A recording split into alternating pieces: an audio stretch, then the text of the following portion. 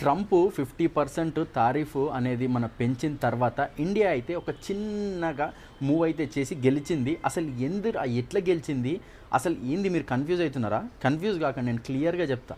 ఏంటిదంటే యాక్చువల్గా మన ఐఫోన్ మ్యానుఫ్యాక్చర్ ఏదైతే ఉందో అది ఇండియాలో జరుగుతుందన్నమాట. ఇండియాలో అవుతుంది. అండ్ ఇండియాలో నుండే ఎక్కువ ఐఫోన్స్ ఎక్స్పోర్ట్ అయినాయి ఎక్కడికి, అమెరికాకి. సో ఈ రీజన్ వల్ల చిన్నగా ఒక స్టెప్ అయితే గెలిచింది. అండ్ దీని గురించి కూడా మనం క్లియర్గా మాట్లాడదాం. ఇంకొకటి ఏంటిదంటే ఎస్పెషల్గా మనకి నిన్న ఈ లాస్ట్ 24 అవర్స్లో చూసుకుంటే చైనా అన్ఎక్స్పెక్టెడ్గా మనకు సపోర్ట్ చేసింది. అది ఎట్లా? Direct open support. ఇంకోటి ఏంటిదంటే మన బ్రిక్స్ దేశం అయిన రష్యా కూడా మనకు సపోర్ట్ చేసింది. ఈ 3 కంట్రీస్ ఇప్పుడు ఫామ్ అయ్యి ఒక యునానిమస్గా ఈ తారిఫ్ ప్లాన్స్ని కానీ మన ట్రంప్ని కానీ ఆయన బెదిరించే ఆటలాడే కార్టూన్ గేమింగ్ ఏదైతే ఉందో ఆ గేమింగ్లోకి మన తిప్పికొట్టడానికి ఈ 3 కంట్రీస్ ఎలా ప్లాన్ చేస్తున్నాయి అనే దాని గురించి మాట్లాడదాం. యాక్చువల్గా ఇప్పటి వరకు చూసుకుంటే ఇండియా అది ఏమంటారు ఏ సైడ్ తీసుకోలేదు. అండ్ ఇండియా న్యూట్రల్గా వెళ్తుంది, చాలా ఫోకస్డ్గా ఉందన్నమాట. అండ్ ఇప్పుడు ప్రజెంట్ ఎలా ఉందంటే సిచ్యువేషను ఒక సైడ్ ఇప్పుడు ఏంటంటే మనం సపోర్ట్ చేసుకోవాలి. ఇండియా స్టూడ్ ఫర్ ఏంటంటే ఫార్మర్స్కి అండ్ మనకి ఏదైతే ఉందో ఇండియా ఇప్పుడు సపోర్ట్ చేస్తుంది అనమాట. అండ్ క్లియర్గా నేను డీటెయిల్గా ఎక్స్ప్లెయిన్ చేస్తాను. అండ్ ఫ్రెండ్స్, మీరు డిన్నర్ చేసే టైం కల్లా ఎవ్రీడే మీకు వీడియో వస్తుంది. అండ్ మీరు కొంచెం సబ్స్క్రైబ్ చేసి సపోర్ట్ చేస్తే ఖచ్చితంగా మీకు మంచి గ్లోబల్ అప్డేట్స్, లోకల్ అప్డేట్స్తో మేము ముందుకు వచ్చేస్తాను. ఇక డైరెక్ట్గా మనం వీడియోలోకి వెళ్ళిపోదాం. యాక్చువల్గా చూసుకుంటే చాలా ట్విస్టులు అయినాయి అనమాట లాస్ట్ 24 అవర్స్లో. ఎన్ని ట్విస్టులు అంటే ఫస్ట్ ట్రంప్ వాళ్ళకి ఇంటర్వ్యూలు ఇవ్వడం, వీళ్ళకి ఇంటర్వ్యూలు ఇవ్వడం, ఇష్టం వచ్చినట్టు ఇంటర్వ్యూలు ఇచ్చి ఇష్టం వచ్చినట్టు టారిఫ్ అనేది 50% పెంచిండు అనమాట. సో ఎప్పుడైతే పెంచిండో, ఎందుకు పెంచిందంటే బేసికల్గా చెప్పాలంటే మన ఇండియా ఏదైతే ఉందో రష్యా దగ్గర నుండి ఆయిల్ అనేది కొనుక్కుంటుంది.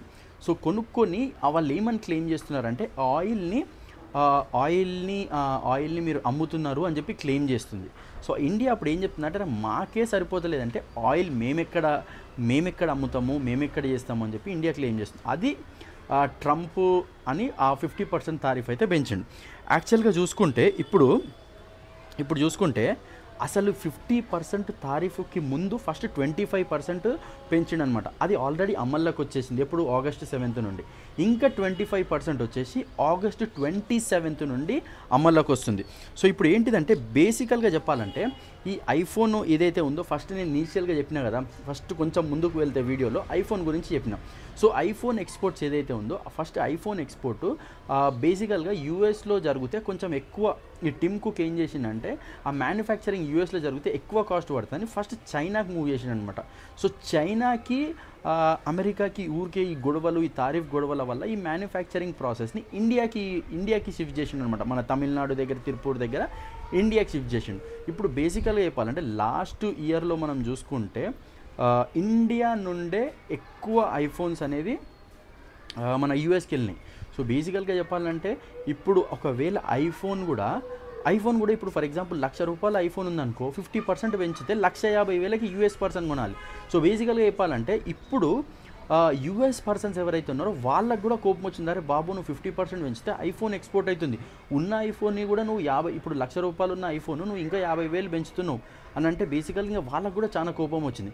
ఇక్కడ ఏంటిదంటే బేసికల్గా టిమ్ కుక్ ఏం చేసిందంటే ఎంటర్ అయ్యి మనోడు ట్రంప్తోని డైరెక్ట్ కాంటాక్ట్ అయ్యి డీలింగ్ చేసుకున్న తర్వాత ఏమో సంథింగ్ గోల్డ్ గిఫ్ట్ ఇచ్చాడు. ఇది కూడా సబ్జెక్ట్ టు కరెక్షన్, సంథింగ్ ఏదో గిఫ్ట్ ద్వారా ఆయన పొంది ఏమన్నాడంటే ట్రంప్ ఐఫోన్స్కి మాత్రం లేదు అని చెప్పి క్లియర్గా చెప్పిండు అనమాట.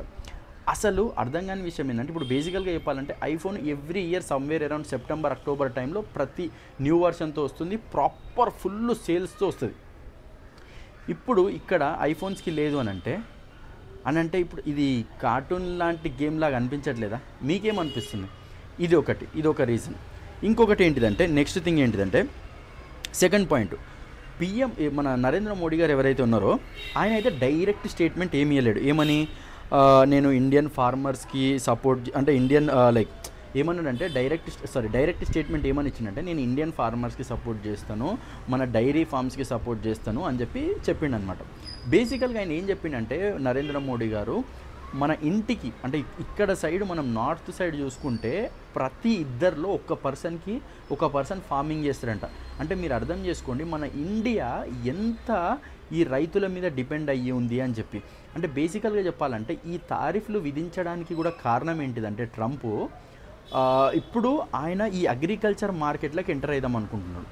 అగ్రికల్చర్ మార్కెట్లకు కనుక ఎంటర్ అయితే బేసికల్గా చెప్పాలంటే వాళ్ళు కనుక అగ్రికల్చర్ మార్కెట్లోకి ఎంటర్ అయితే సీడ్స్ అన్నీ ప్రతి ఒక్క దాంట్లో వాళ్ళు ఇన్వాల్వ్ అవుతారు. అప్పుడు ఎవరికి లాసు? ఇండియాకి చాలా లాసు. ఎందుకు అని అంటే మనల్లో ఇండియా వాళ్ళు చాలామంది రైతుల మీద, చాలామంది పొలం మీద, చాలామంది ఫార్మర్సే బతుకుతున్నారు. వాళ్ళు ఇప్పుడు ఎంటర్ అయ్యి ఇప్పుడు ఎట్లయితుందంటే సిచ్యువేషను, ఇప్పుడు జియో సిమ్లు ఎట్లయితే ఫ్రీగా మనకు అలవాటు చేసి ఫస్ట్ మన జియో ఇంటర్నెట్ ఎట్లయితే అలవాటు చేసి ముఖేష్ అంబానీ ఎట్లయితే దోచుకుంటున్నాడో ఇప్పుడు పైసలు ఇచ్చి, సేమ్ అమెరికా కూడా వాళ్ళ టెక్నిక్స్తో వాళ్ళ మార్కెటింగ్ ప్లాన్స్తో వాళ్ళు వద్దామని ఫిక్స్ అయ్యారు. ఇక్కడ బేసికల్గా ఏం చేసిందంటే నరేంద్ర మోడీ గారు ఏం చేసిందంటే మేము మీకు ఈ విషయంలో సపోర్ట్ చేయము అనేసరికి అక్కడ ఈగో హట్ అయిపోయి ఇన్ని సంవత్సరాల నుండి వస్తున్న ఫ్రెండ్షిప్ని ఒకే దెబ్బతో కట్ చేసి తారీఫ్ అయితే విధించిండు. ఎప్పుడైతే తారీఫ్ విధించిండో అప్పటి నుండి ఇంకా బేసికల్గా చెప్పాలంటే, ఇంకా సింపుల్గా చెప్పాలంటే ఒక చిన్న ఫ్రెండ్షిప్ కాస్త కొంచెం ఫ్రెండ్షిప్ కట్ అయిపోయినట్టే. యాక్చువల్గా ఎప్పుడైతే ఈ తారీఫ్ విధించిండో ట్రంప్ ఎవరైతే జైగొట్టే ట్రంప్ అనేటోళ్ళు వాళ్ళ టీం మెంబర్స్ ఉంటారో వాళ్ళకు కూడా ఇష్టం లేదు. ఎందుకు అని అంటే ఇండియా అనేది ఒక గ్లోబల్ ఎకానమీ కంట్రీ అండ్ ఇండియాతోని మనకు చాలా రెవెన్యూ అమెరికాకి జనరేట్ అయితే ఉంటుంది. అండ్ ఇక్కడ నుండి అక్కడికి ఇంపోర్ట్ ఎక్స్పోర్ట్ అనేది చాలా ఎక్కువ కంట్రీ. ఇంకోటి ఏంటంటే ఇండియా అనేది డెవలపింగ్ కంట్రీ మనం చూసుకుంటే. అండ్ ఇంకా బేసికల్గా చెప్పాలంటే ఏమని బెదిరించిండంటే ట్రంప్ అక్కడ జాబ్స్ ఉండే ఇండియన్స్కి అని బెదిరించిండు అనమాట. అక్కడ ఉండే జాబ్స్ అన్నా కానీ మన ఇండియన్ ప్రైమ్ మినిస్టర్ గారు ఏం చేసేదంటే సింపుల్గా ఏదేమైనా కానీ I will stand by farmers అని చెప్పిండు అనమాట. సో ఫ్రెండ్స్, సెల్యూట్ దానికైతే. అండ్ దీని తర్వాత మన ఏదైతే గవర్నమెంట్ ఉందో, మన చైనా గవర్నమెంట్ ఉందో, ఆయన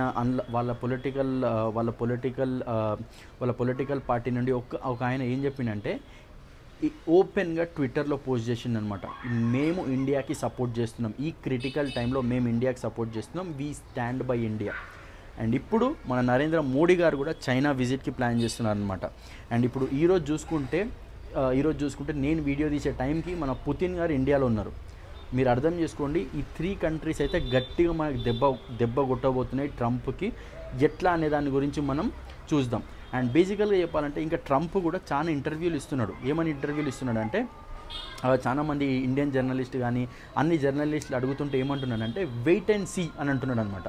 సో అక్కడ వెయిట్ అండ్ సీ అనేసరికి ఏంటిదంటే సింపుల్ ఏంటంటే ఎక్కువ తారీఫ్లు పెంచుదాము అన్నట్టు అనుకుంటున్నాడు.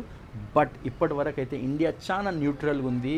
ఎక్కడ కూడా ఎవ్వరికి కూడా స్పేస్ ఇస్తలేదు. And it is time for us to stand.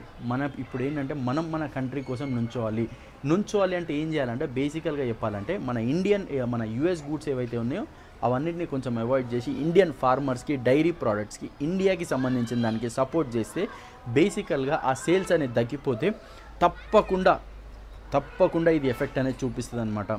And friends, ఇలాంటి వీడియో ఎవ్రీడే మీరు డిన్నర్ చేసే టైం కల్లా మీ దగ్గరికి నోటిఫికేషన్ వస్తుంది.